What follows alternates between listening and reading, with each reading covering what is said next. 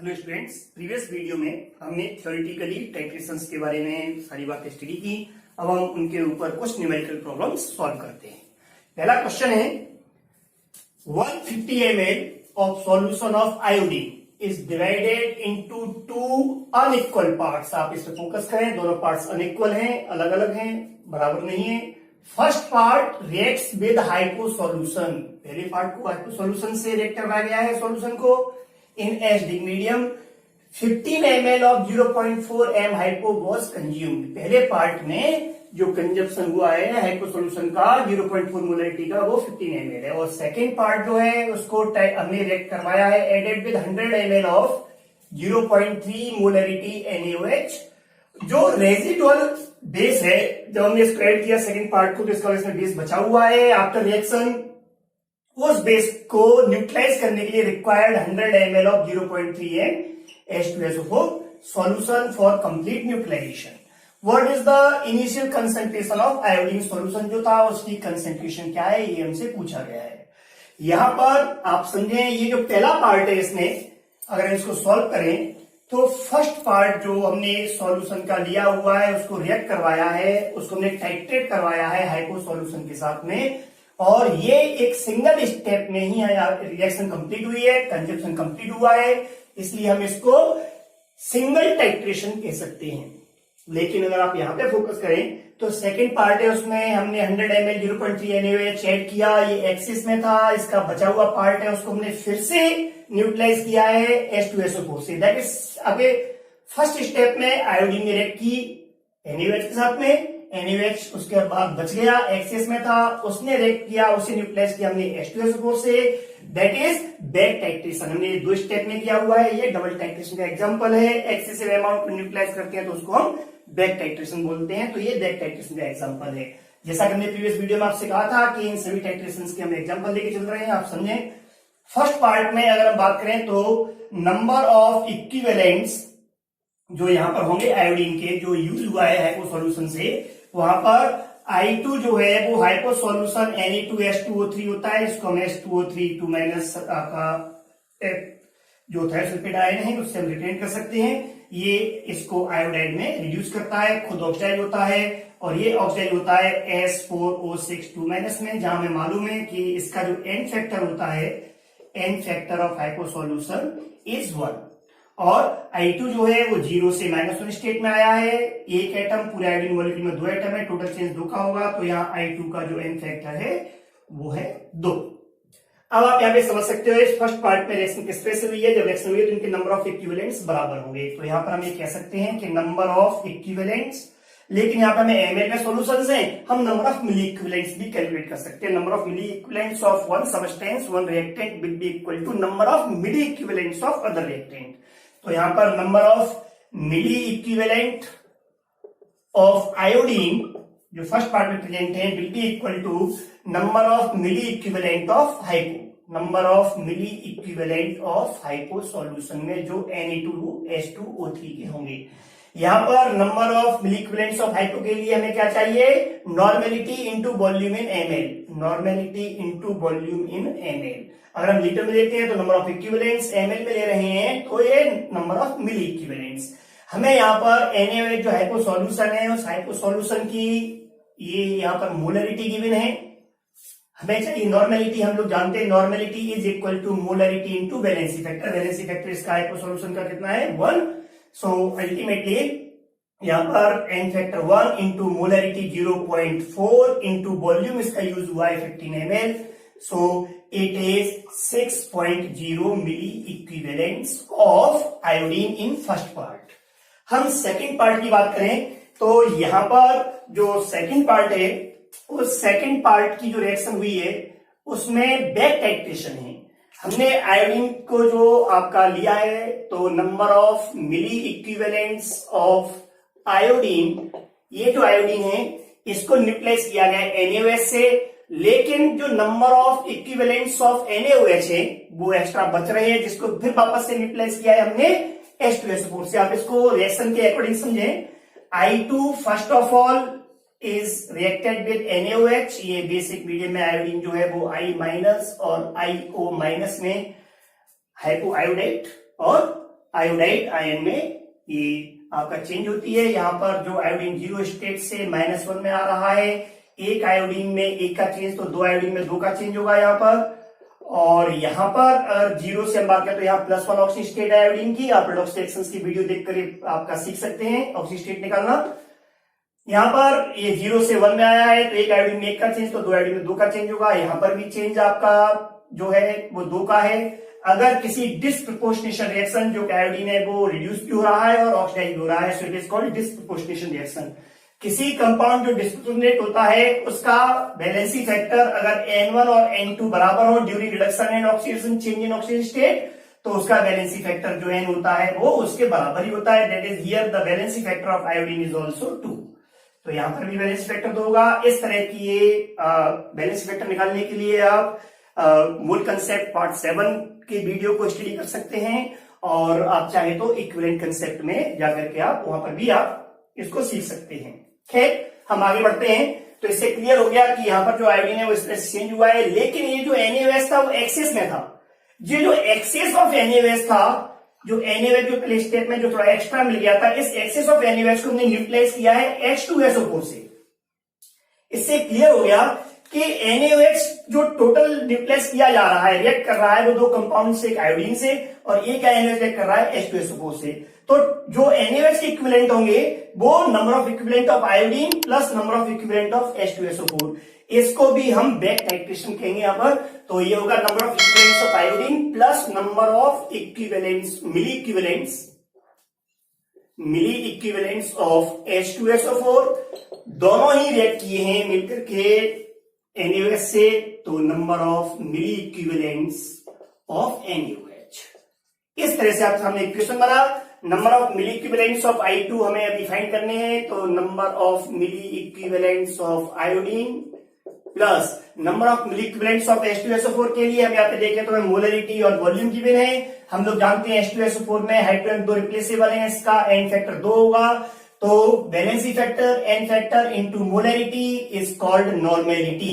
So normality is 2 into 0.3 into volume in ml, then number of milli equivalents. So valence factor 2 into molarity 3, number of milli equivalents के लिए normality into volume in ml is 10. It will be equal to number of milli equivalents of NaOH। अगर हम NaOH यहाँ पे जो use हुआ है, यहाँ पे एक OH है बेस में, तो इसका एन फैक्टर 1 होगा, इसकी मोलरिटी 3 है तो इसकी नॉर्मेलिटी होगी 0.3 into 1 वैलेंसी फैक्टर, और into volume in ml then number of milli equivalents. So it will be equal to valence factor 1 into molarity 0.3 into volume in ml is 100. So guys, number of milli equivalents of iodine will be equal to, ये यहाँ पे हुआ 30 multiply करके आप देख सकते हैं, और ये यहाँ पे हुआ 6, इसको जरा के माइनस कर सकते हैं आप इसे, तो it will be 24 milliequivalents. इस तरह से मैं देख सकते हैं कि जो 150 ml सॉल्यूशन था आयोडीन का, उसके दो पार्ट किए थे। पहले पार्ट में मिली इक्विवेलेंट्स हैं 6 और दूसरे पार्ट में आयोडीन के मिली इक्विवेलेंट्स हैं 24। तो इस सॉल्यूशन में जो टोटल इक्विवेलेंट्स होंगे, total number of milli equivalents of iodine will be equal to 6 पहले पार्ट में, यहां पे देख रहे हैं आप, और प्लस 24 सेकंड पार्ट में, इसमें टोटल 30 मिली इक्विवेलेंट। उसने हमसे पूछा है इस आयोडीन सॉल्यूशन 150 ml में मिली इक्विवेलेंट्स हैं वो 30 है। हमसे पूछा गया है कंसंट्रेशन क्या होगी, तो हम यहाँ पर कंसंट्रेशन को नॉर्मेलिटी में ही फाइंड आउट कर सकते हैं। हम लोग जानते हैं normality is equals to number of equivalents divide by volume in litre, या फिर आप कह सकते हो कि normality is equals to number of milli equivalents divide by volume in ml। No problem, आप यहाँ पे इक्विवेलेंट लें तो यहाँ पे लीटर लें, और यहाँ पे अगर आपने मिली इक्विवेलेंट लिए हुए तो वॉल्यूम इन ml में लें। Milliequivalents 30 and volume of iodine solution is 150, so this will be equal to 1/5। 3 5 जा 50, 3 1 जा 3, 1/5 ये इसकी नॉर्मेलिटी है। ये इसका आंसर भी हो गया आपके सामने। द नॉर्मेलिटी ऑफ सॉल्यूशन और कंसंट्रेशन इज दिस। लेकिन अगर आपके सामने ऑप्शंस नॉर्मेलिटी में गिवन है तो देन नो प्रॉब्लम। लेकिन अगर ये ऑब्जेक्टिव क्वेश्चन हुआ और इसमें ऑप्शंस मोलरिटी में हुए, या उसने क्वेश्चन में पूछा कि find the concentration in molarity, तो आपको मोलरिटी निकालना पड़ेगा। तो उस केस में we all know very well that normality is equal to molarity into valency factor. That is why molarity will be equal to normality divide by valency factor. यहां पर जो दोनों पार्ट्स में जो रिएक्शन हुई है दोनों में ही आयोडीन का जो वैलेंसी फैक्टर है वो 2 है, यहां भी 2 है, यहां भी 2 है, इसलिए कोई फर्क नहीं पड़ना है। अगर ये अलग अलग होते तो यहां पर आप अलग नंबर ऑफ मोल्स निकालते, मोलैरिटी यहां अलग निकालते, तब आप उसको ऐड करते, लेकिन यहां पर बैलेंस फैक्टर दोनों केसेस में सेम है, 2 है, इसलिए आप डायरेक्ट यहाँ पे यूज कर सकते हैं। तो normality is 1/5 into valency factor 2। So guys the molarity is 1/10 और यू कैन राइट 0.1 मोल पर litre. And now the next question, 0.5 gram MnO2 sample is treated with HCl। MnO2 को ट्रीट किया गया है with HCl। लिबरेटिंग Cl2, यहां पर Cl2 liberate हो रही है, Cl2 is passed into Ki solution, इसको Ki सॉल्यूशन में पास किया गया है, जहां पर Cl2 जो है वो हम जानते हैं एक ऑक्सीजन एजेंट है, ये इसको आयोडाइड आयन को I2 में ऑक्सीडाइज कर देगा, खुद Cl- में रिड्यूस हो जाएगा। ये कह रहा है कि 30.0 centimetre cube that is Ml of 0.1 Na2H2O3 that is hypo solution are required to titrate the liberated iodine। जो आयोडीन लिबरेट हो रही है इसके टाइट्रेशन जब हम करवाते हैं हाइपो सॉल्यूशन से Na2H2O3 से, तो यहां पर टाइट्रेशन मींस कंप्लीट रिएक्शन। तो यहां पर इस हाइपो सॉल्यूशन के 30 ml यूज होते हैं और इस हाइपो की जो मोलैरिटी है जो गिवन है 0.1 m, और हाइपो सॉल्यूशन जब आयोडोमेट्री और आयोडीमेट्री हम स्टडी कर चुके हैं इससे प्रीवियस वीडियोस में, यहां पर इसका एंड फैक्टर होता है हाइपो का 1। तो यहां पर इसने हमसे पूछा है calculate the percentage of MnO2 in sample. इस 0.5 ग्राम सैंपल में MnO2 कितना है, दैट इज पूरा MnO2 नहीं है, तो इसमें कितना MnO2 हमें फाइंड करना है। तो इसके लिए हमें नंबर ऑफ इक्विवेलेंट्स अगर मास इसके बाद चल जाए MnO2 के, तो हम इससे इसका मास कैलकुलेट कर सकते हैं और इसकी परसेंटेज फाइंड कर सकते हैं। MnO2 ने कंप्लीटली HCl से रिएक्शन करके बनाया है Cl2, तो जितने भी इक्विवेलेंट्स MnO2 के होंगे उतने इक्विवेलेंट Cl2 बनेगा according to law of equivalence. जितने इक्विवेलेंट Cl2 के हैं उतने इक्विवेलेंट I2 के बनेंगे, क्योंकि number of equivalents of product also equal to reactant, और यहां पे हमने टाइट्रेट किया हाइपो से, तो number of equivalents of hypo will be equal to iodine। So ultimately we can say the number of equivalents of MnO2, number of equivalents, और अगर यहाँ पे हम ले इक्विवेलेंट कोई भी ले सकते हैं, number of equivalents of MnO2 will be equal to number of equivalents of hypo, number of equivalents of hypo solution। Hypo के भी जो N2H2O3 के हैं उसके इक्विवेलेंट्स भी उतने ही होंगे, क्योंकि रिएक्शन कंटिन्यूएशन चल रही है। Number of equivalents of hypo में आप कह सकते हैं molarity 1 into n factor that is normality into volume in litre, क्योंकि अभी नंबर ऑफ इक्विवेलेंट्स हैं। So guys it is 3/1000 equivalent. ये नंबर ऑफ इक्विवेलेंट्स आ गए MnO2 के। अगर नंबर ऑफ इक्विवेलेंट्स आ गए हैं तो हम इससे मास फाइंड कर सकते हैं, और अगर हमें नंबर ऑफ इक्विवेलेंट्स पता हो तो हम लोग जानते हैं कि mass is equal to number of equivalents into equivalent mass. अब यहां पर हमारे इस टाइट्रेशन की, रिडॉक्स टाइट्रेशन की कुछ इंफॉर्मेशन, जैसा हमने आपसे कहा था कि आप डीएनए ब्लॉक में KMnO4 K2Cl2 की रिएक्शंस इन डिफरेंट मीडियम्स आप याद करें, तो यहां पर हम वही यूज कर रहे हैं। एक एसिडिक मीडियम है और एसिडिक मीडियम में Mn जो होता है वो Mn2 स्टेट में रिड्यूस होता है, चाहे वो Mn4+ में हो, चाहे वो Mn+6 में हो, चाहे वो Mn+7 स्टेट में हो। तो यहाँ पर MnO2 जब ऐसे से रिएक्ट हो रहा है तो इसकी ऑक्सीजन स्टेट जो है वो +4 से +2 हुई है। इसका एंड फैक्टर यहाँ पे जो वैलेंसी फैक्टर है वो 2 है। अगर हमें वैलेंसी फैक्टर पता हो तो हम इक्विवेलेंट मास पता कर सकते हैं। We know that equivalent mass of any substance is molar mass divide by n factor. अब यहाँ मोलर मास के लिए MnO2 का मोलर मास अगर हम देखें तो Mn का एटॉमिक नंबर हमें गिवन है 55 प्लस ऑक्सीजन 2 का 16 into 2 that is 32, so it is 87, so equivalent weight will be equal to 87/2। so here number of equivalents 3/1000 into equivalent mass 87/2, we can write it as 3 7 21, 24 to 6 divide by 2000, again we can say that 103.5 divided by 1000, और it is equal to 0.1035 gram. It is the mass of MnO2 which is really present in 0.5 gram of MnO2 sample. So the percentage purity, percentage of MnO2 will be equal to actual mass of MnO2 in the sample 0.1035 gram divided by actual mass of sample 0.5 into 100. On calculating, it is 26.1%. It will be your answer. Now, next question. 100 ml solution of NaOH and Na2CO3 was first titrated with N/10 HCl in presence of naphthalene. ये symbol है, हमने previous video में पढ़ा. 17.5 ml is required to end point. इस and point पे इतना required हुआ है. After this that is reaction titration continuation में है. कंटिन्यूएशन में है तो मिथाइल ऑरेंज जो है वो ऐड किया गया 2.5 ml. दूसरे एंड पॉइंट के लिए हमें HCl के रिक्वायर्ड में 2.5 ml. अमाउंट ऑफ NaOH हमें इस मिक्सचर में पता करना है. NaOH और Na2CO3 में amount that is mass find करना है. तो हम लोग जानते हैं it is the example of double titration by using two indicators. यहां पर हम देखें तो Na2CO3 और NaOH इन दोनों को हमने टाइट्रेट किया है पहले HCl से फिनोल्फथलीन की प्रेजेंस में. तो हम सब लोग जानते हैं कि वहां पर NaOH कंप्लीटली कंज्यूम हो जाएगा HCl से. अगर इसके हम यहाँ पे x मोल माने तो ये total x mole of HCl use हो जाएगा, NaCl में कन्वर्ट हो जाएगा. Na2CO3 जो है वो कन्वर्ट होता है फिनोल्फथलीन के केस में NaHCO3 में, सोडियम बाइकार्बोनेट में.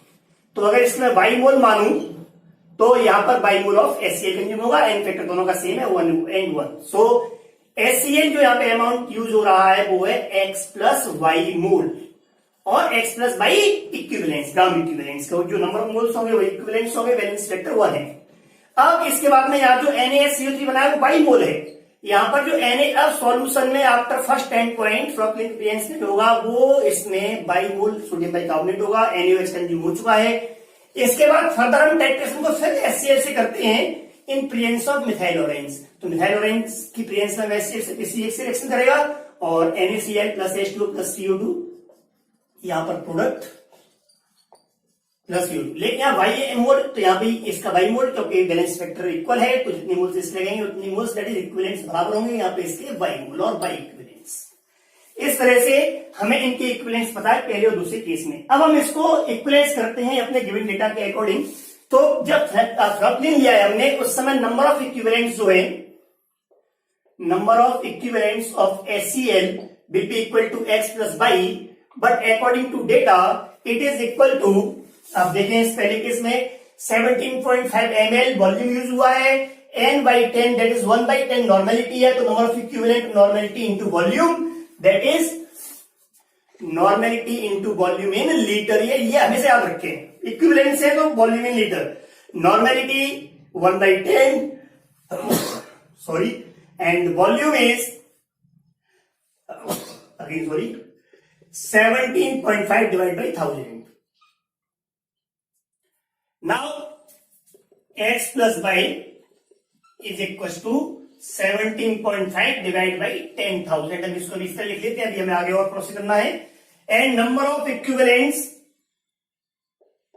Of HCl after second and point. ये फर्स्ट एंड पॉइंट के बाद है दैट इज फिनोल्फथलीन यूज किया है और ये आपका सेकेंड एंड पॉइंट के बाद है जब हमने मिथाइल ऑरेंज यूज किया कैलकुलेशन स्टार्ट किया है.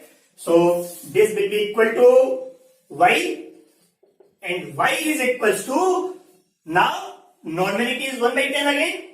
Normality 1/10 into volume in ml. अब जो वॉल्यूम यूज हुआ है एक्स्ट्रा वो 2.5 ml यूज हुआ है. सो 2.5 लेकिन ml में हमें इसे लीटर में लेना है वॉल्यूम इन लीटर.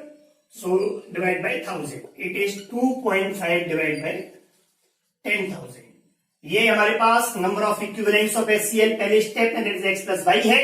ये दूसरे स्टेप में दैट इज वाई है. हमें पता करना है अमाउंट ऑफ NaOH और अमाउंट ऑफ NaOH क्या है x. So if x plus y is this and y is this, so ultimately amount of या number of moles of number of equivalents or number of moles, because n factor valence factor of NaOH is 1, so moles और equivalent बराबर, यहां पर हम बात करें तो it is equals to x plus y minus y, that is 17.5 by 10,000 minus 2.5 minus divided by 10,000, it is 15 divided by 10,000. ये आपके सामने नंबर ऑफ मोल्स हैं, आपसे एनएच का अमाउंट दैट इज मास पूछा है. अगर आपको नंबर ऑफ मोल्स पता हो तो mass is equal to number of moles that is 15 by 10,000 number of moles into molar mass. और एनएच का मोलर मास हम लोग जानते हैं 40 ग्राम पर mole. So into 40 it is 15 4 60, that is 600 by 10,000 cancelled by, so it is 0.06 gram. That is 0.06 gram is present in the sample answer. And now in this question, 20 ml of 0.1 m solution of Na2CO3 dot NaSCO3 dot 2H2. ये पूरा as a single formula हम use कर सकते हैं. इसे titrate किया गया है HCl के साथ. तो यहां पर जब हमने फ्लोक्लिन यूज किया है तो उस समय 0.5 m मोलेटिक HCl के x ml यूज हुए हैं, और जब हमने मिथाइल ऑरेंज यूज किया है एज इंडिकेटर तो उसके बाद में y ml यूज हुए हैं. लेकिन ये दोनों ही टाइट्रेशन इस कंपाउंड से सॉल्यूशन से जो किए गए हैं बाय यूजिंग फ्लोक्लिन और बाय यूजिंग मिथाइल ऑरेंज, वो सेपरेट हैं. दोनों titration separate, that is continuation में नहीं है, जैसा कि हमारे इस पहले क्वेश्चन में था. तो सबसे पहले हम यहाँ पे इनके नंबर ऑफ मोल्स कैलकुलेट कर सकते हैं मोलैरिटी इनटू वॉल्यूम से. So first of all number of millimoles of compound, इस पूरे कंपाउंड के मिलीमोल्स होंगे molarity into volume in ml. अगर मिलीमोल है तो ml में वॉल्यूम ले. Molarity is 0.1 and the volume is 20 ml, so 2 millimoles. यहाँ पर इस पूरे कंपाउंड के 2 मिलीमोल है. अगर इस पूरे कंपाउंड के 2 मिलीमोल है तो ये क्लियर हो गया कि इसमें Na2CO3 के भी 2 मिलीमोल होंगे और इसमें NaHCO3 के भी 2 मिलीमोल होंगे. जब हमने इसको रिएक्ट करवाया है HCl से फिनोल्फथालीन की प्रेजेंस में तो सिर्फ ये रिएक्शन करेगा. Na2CO3 हम जानते हैं और ये कन्वर्ट हो जाता है NaHCO3 में. दैट इज 1 मोल से 1 मोल HCl, तो 2 मिलीमोल से 2 मिलीमोल HCl. तो यहाँ टोटल जो HCl के मिलीमोल्स होंगे वो 2 मिलीमोल होंगे. तो हम यहाँ पे कह सकते हैं so number of millimoles of HCl here is 2. But according to question the number of millimoles of HCl used are molarity of HCl 0.5 and volume is x ml. So molarity into volume 0.05 into x. So it is equal to 0.05 into x. So here guys, on solving, x will be 2 by 0.05 and it will be 40 ml. That is 40 ml HCl use होगा जब हमने फ्लोक्लिन use किया है तब. लेकिन अब उसी separate reaction में, that is by using the same amount of the compound, इस पूरे का हम वापस टाइट्रेशन कर रहे हैं HCl से, लेकिन अब की बार हम मिथाइल ऑरेंज की प्रेजेंस में कर रहे हैं. तो मिथाइल ऑरेंज में Na2CO3 है वो कंप्लीटली रिएक्ट करता है और NaCl ही बनाता है. तो यहाँ पर ये इससे 1 मोल से 2 मोल HCl रिएक्शन करते हैं, दैट इज डबल. तब यहाँ पर 2 NaCl, तो 2 मिलीमोल से यहाँ पर रिएक्ट करेगा HCl का, वो 4 मिलीमोल यूज करेगा. 4 millimole, 4 millimole use to neutralise this base. And यहां पर जब रिएक्शन होगी तो उस केस में रिएक्शन होती है HCl की HCl by NaCl plus H2O plus CO2. तो यहां पर HCl के जो मिलीमोल्स होंगे वो 2 मिलीमोल, एक के लिए 1 तो 2 मिलीमोल के लिए 2. तो यहां पर HCl के मिलीमोल्स होंगे will be 2 millimole. So total millimoles यहां पर जो HCl के हैं 4 प्लस 2 दैट इज 6. तो नंबर ऑफ मिलीमोल्स यहां पर जो HCl के हुए, number of millimoles according to equation of HCl will be equal to 4 and 2 that is 6 millimole. But हमारा क्वेश्चन कहता है कि जब हमने फेनोल्फथालीन की जगह पे मिथाइल ऑरेंज यूज किया था तो सेम अमाउंट की सेपरेट टाइट्रेशन करने पर जो HCl यूज हुआ है उस HCl की मोलरिटी 0.05 है बट वॉल्यूम बाई ml है. So molarity into volume. So number of millimoles molarity into volume in ml. So molarity is 0.05 and volume in ml is Y. So on solving guys you can write is Y is equals to 6 by 0.05, that is 120 ml. Now in question we have to find the value of Y minus X. So Y minus X will be equal to Y is 120 minus X is 40, so it is 80 ml. It is the answer of this question.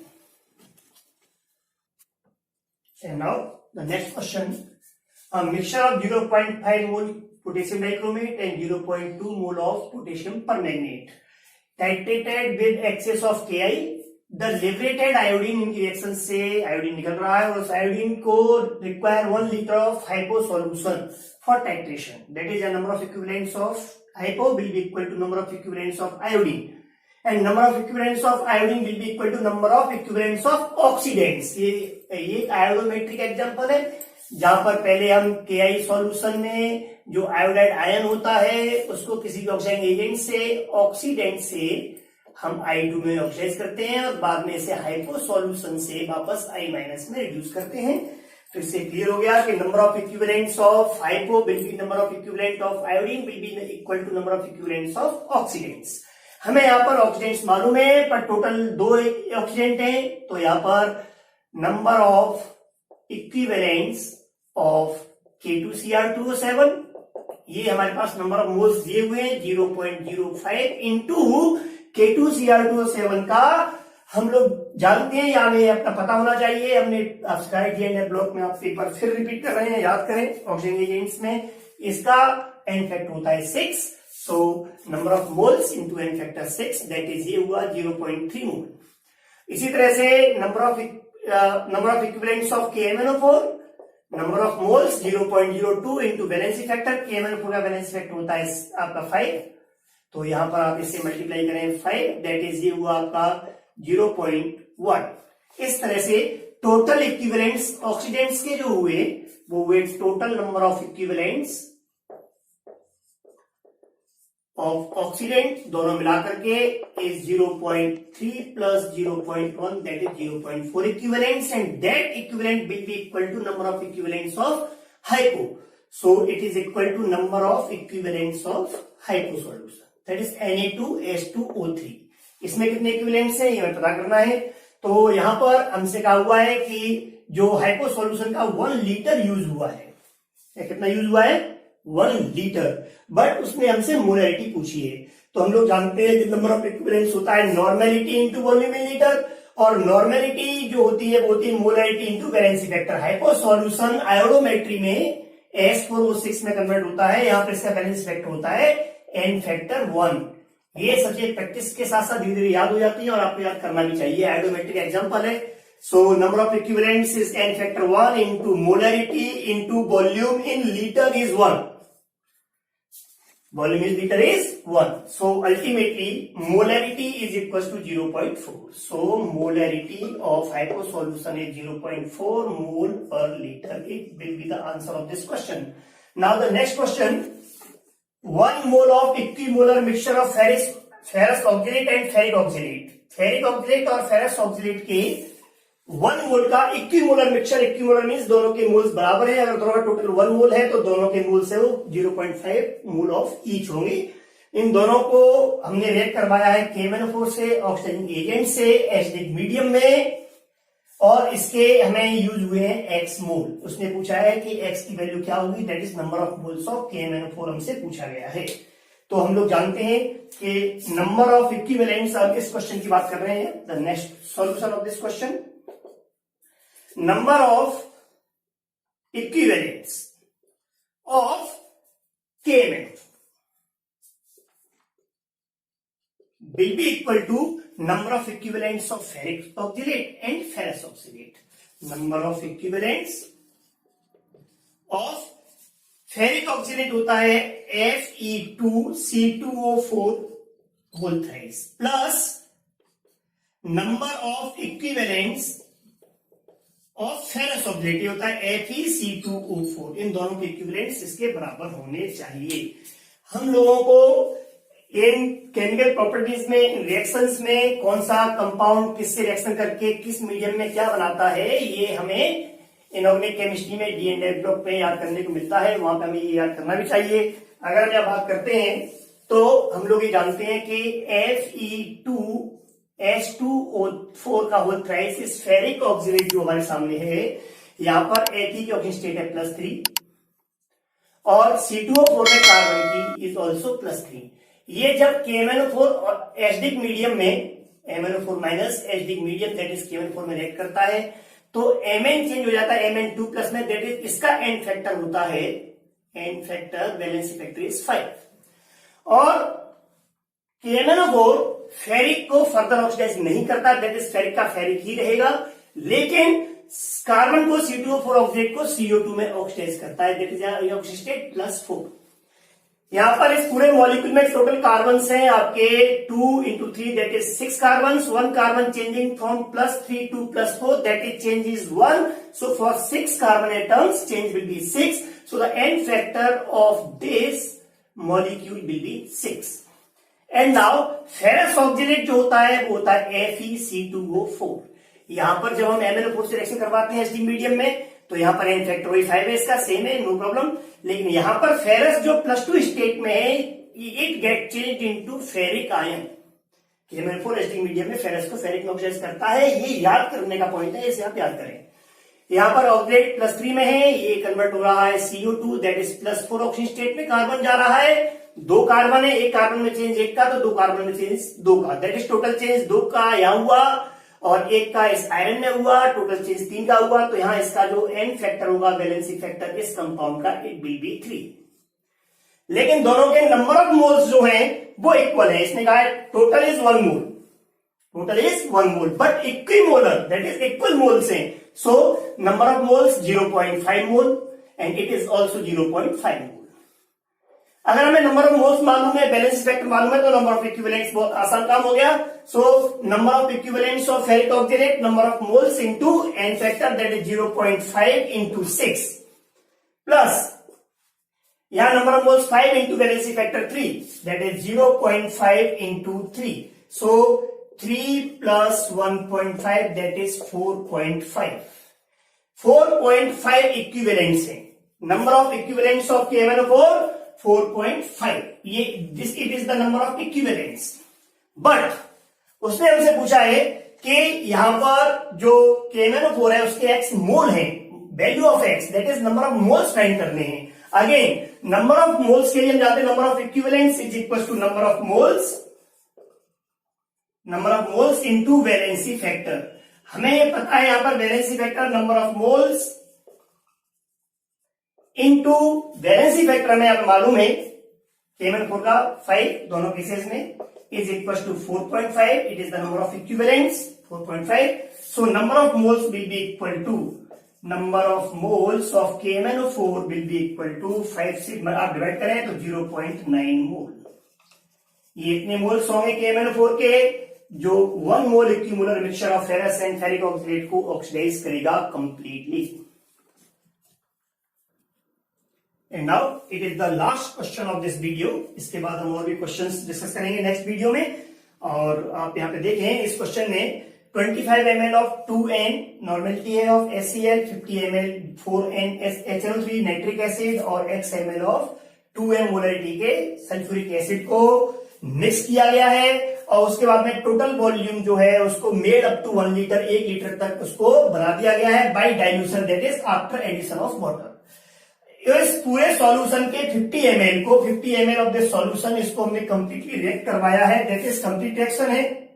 Number of equivalents उसमें बराबर होंगे with 25 ml of 1N sodium carbonate solution से।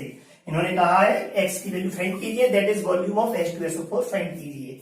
ये mixture total acids का है तो total number of equivalents of acid will be equal to total number of equivalents of base. हम इस प्रिंसिपल पे आते हैं तो यहां पे अगर हम देखें इसके अकॉर्डिंग, लॉ ऑफ इक्विवेलेंस के अकॉर्डिंग इसका सॉल्यूशन, तो number of equivalence of acid या एसिड मिक्सचर, जो मिक्सचर है हमारे पास, is equal to number of equivalent of base.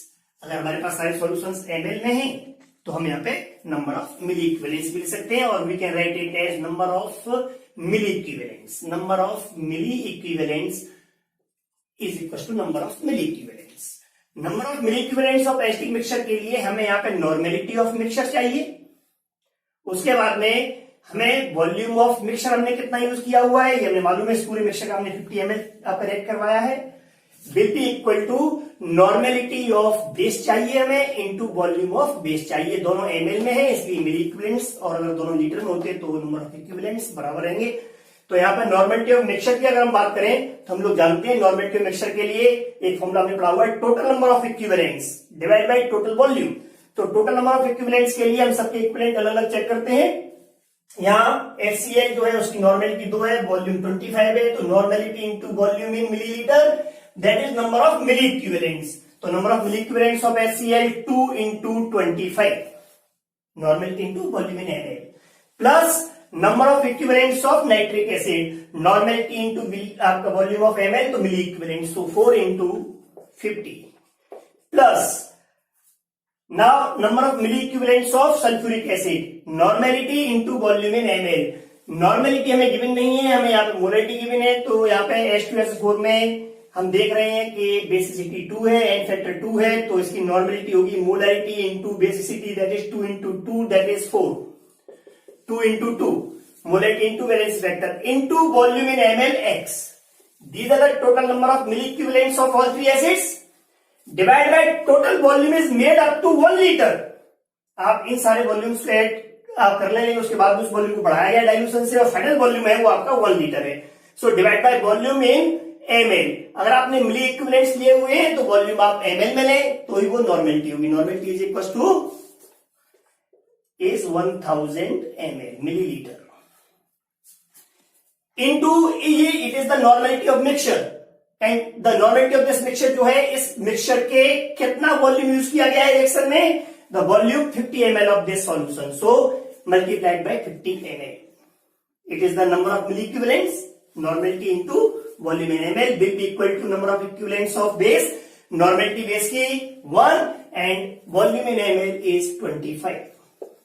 On solving this you can get 50, 250 plus 4x is equals to 25 to 50, 500, it is 500. 4x is equals to 500 minus 250, that is 250. So x will be 250 by 4, that is 62.5 milliliters. What is the value of x? X is ml. Further questions की practice के लिए आप लोग अपने इस channel को subscribe करें और बेल आइकन को जरूर दबाएं, जिससे आपको नेक्स्ट वीडियोस, नेक्स्ट क्वेश्चंस की प्रैक्टिस के वीडियोस आपको टाइमली मिलते रहें। Thank you.